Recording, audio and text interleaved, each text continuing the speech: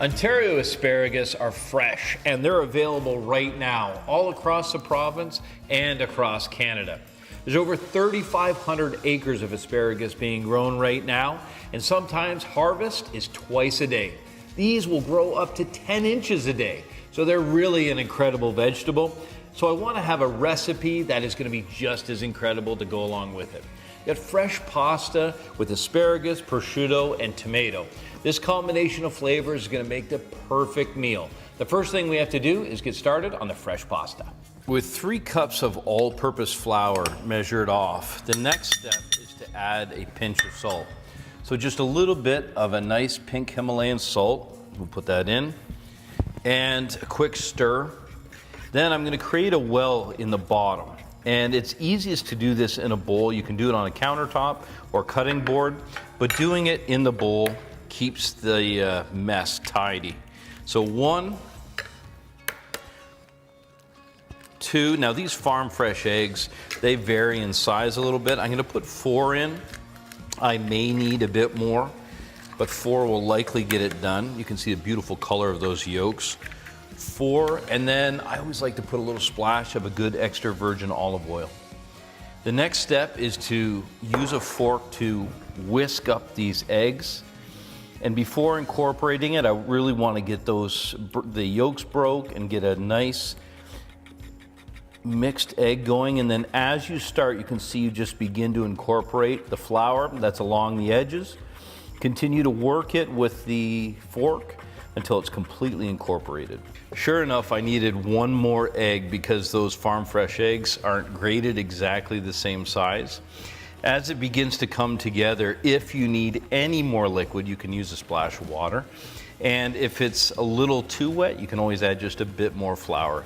You'll have to make adjustments, but you can see I'm just beginning to work that dough to bring it together and completely mix it till it's fully incorporated. The last step is to get it wrapped in plastic wrap and put it in the refrigerator to rest. Prosciutto has so much natural flavor, so we're just going to accentuate it by crisping it up a little bit. And of course, that pork fat is going to light up and become part of the sauce. So with a preheated pan, make sure to get the oil coated all over the bottom. You can see that pan is good and hot already. And then in batches, lay the prosciutto out. Want to crisp it up, get it nice and colored, and then we'll pull it out and reserve it until the end. While the prosciutto is crisping up, I'm going to get some of the prep done. The first thing that I want to do is use the tips of the asparagus. Those spear ends have so much character and so much flavor, and they're perfect when it comes to pasta because they're bite-sized. The next thing that I want to do is get the tomatoes ready. So the tomatoes are cherry tomatoes. I'll just set them on their end and slice them in half, revealing their beautiful insides. You could use regular sized tomatoes, Romas or hothouse, beefsteak. I just love these little cherry and grape tomatoes because they're packed with so much flavor. Make sure to drain the prosciutto on a paper towel. You can see how beautifully crisp that has come up.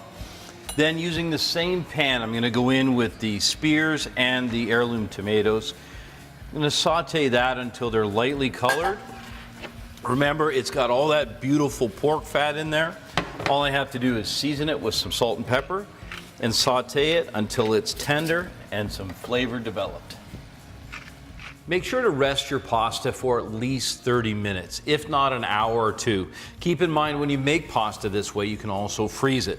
Why are you resting it? Because we want that gluten to relax just a little bit so that when you roll it out, it doesn't retract. So you can see the beautiful texture of this dough.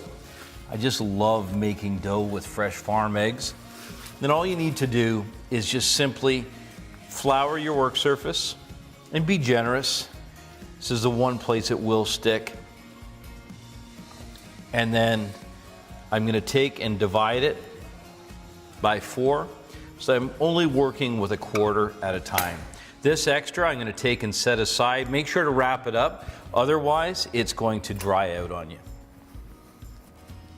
Make sure to flour the rolling pin so it doesn't stick there as well, and then begin working the dough. Working with pasta dough will really take you back to your childhood, and this is a great thing to actually do with kids. You can see the thickness of the dough is just nice and thin, just enough so I can handle it. Now I'm going to do a bit of a medium-sized cut. So what I want to do is begin folding it. And all you have to do with plenty of flour on is just do like an accordion, back and forth. And this way your lines can be good and straight. Trimming the end, and let's do something that's about this width. Once sliced, just simply open up the beautiful pasta, and you can see that because there's enough flour on it, it won't stick together, and you can handle it nicely. A couple things you can do at this point. You can take and set that aside in nests that will dry, and when you drop them in water, they'll expand, or we're going to put these directly into boiling water. Just before the pasta goes in, it's important to season the water. So I'm going to be liberal with, I've got a pink Himalayan salt here. You can just use rock salt. Make sure that the water tastes of salt, and then it's time for the pasta to go in. The one difference between fresh pasta and dry pasta is that you'll notice that this cooks so fast. This will literally cook in a matter of minutes. 90 seconds, it'll begin to float, and then you'll know it's ready to be eaten.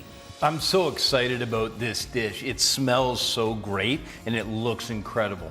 The building of it is really important. The first thing to do is when you get the pasta finished, make sure to put some olive oil in a bowl and toss the pasta first. It gives it a nice coating and coats it just perfectly. Then spooning in some of that beautiful ricotta that's going to just begin to melt as it hits the heat. Putting the crispy prosciutto on the side. The reason that I do that is because I don't want it to get soggy. We worked hard to develop flavor, so let's keep it going. Then the bright basil, and then the topping. This incredible mixture of tomatoes and asparagus is incredible. It's perfectly acidic, perfectly sweet. Everything has come together in this dish, and the basil just absolutely lights it up. So this fresh pasta with basil and prosciutto and asparagus and that beautiful ricotta, this is a real hit. I think you're gonna love it.